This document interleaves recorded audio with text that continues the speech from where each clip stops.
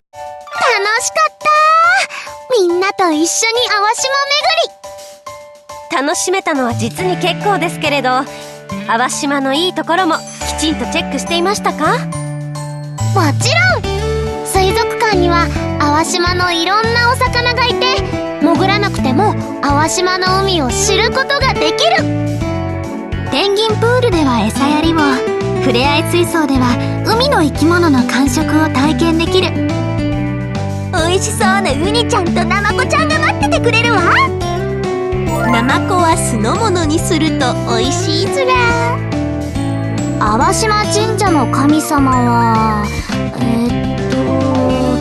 弁天様。海の安全、商売繁盛、それと石段はトレーニングにも最適かも。ブルーケイブはイルミネーションがお星様みたいでとっても綺麗。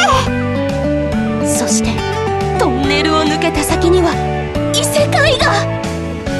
いくつか問題のある発言がありましたが、まあよしとしましょうか。撮影本番は食レポが始まらないように気をつけた方がいいかもね。ずっと歩きっぱなしでなんだかお腹空いちゃった。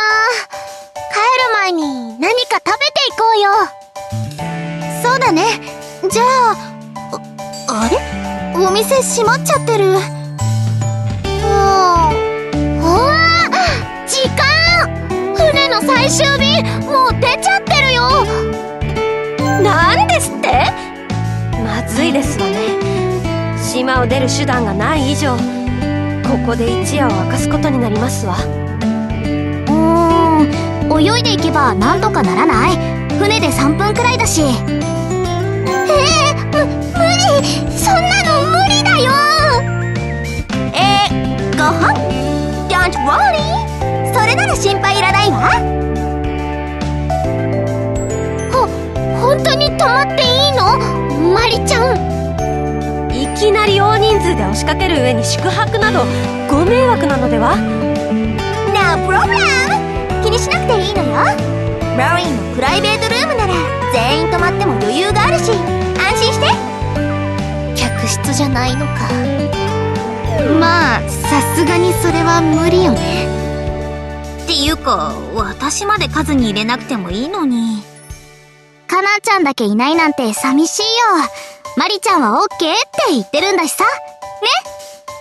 こんな立派なところに泊まれるなんて恐れ多いずら。緊張して眠れなかったらどうしよう。せっかくだし部屋でテレビ撮影の打ち合わせをしましょうか。決め台詞や決めポーズ作るとか。面白そう。色の名前叫んだりする？それやったらスクールアイドルじゃなくて戦隊ものだよ。やめよ